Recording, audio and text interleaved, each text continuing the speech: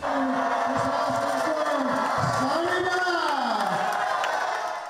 traditional paper tossing into the air happened while you were sleeping under the Gold Dome, signaling the end of Georgia's legislative session.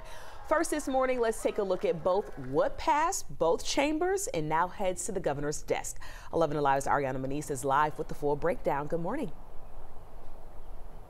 Good morning. I'm live in front of the state capitol where we saw lawmakers work past midnight, pushing bills through both chambers and hopefully to Governor Brian Kemp's desk. We did see the state budget pass, which includes a raise for teachers and state employees. Starting July 1st, public school teachers will get a $2,500 raise, and state and university employees will also get a 4% pay increase up to a salary of $78,000.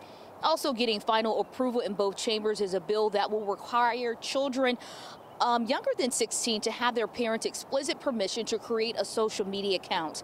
Now, if signed by Governor Kemp, Georgia will join a number of other states that have already passed similar bills, including Texas and Louisiana. It also bans social media use on devices and internet services within schools, and a bill aimed at requiring local jailers to work with immigration authorities. That legislation passed. Now, under the measure, law enforcement agencies would risk losing state funding for failing to work with immigration officials, local officials.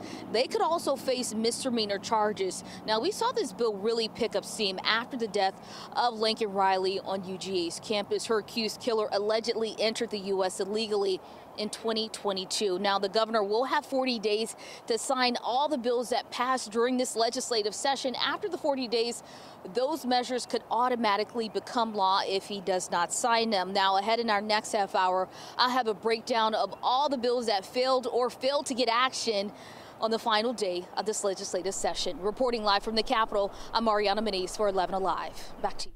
Ariana, thank you. Several new rules for elections were also approved before the session ended, including some that could impact the 2024 presidential race. The bill creates new rules for challenging voter qualifications, will possibly let more candidates qualify for Georgia's presidential ballot.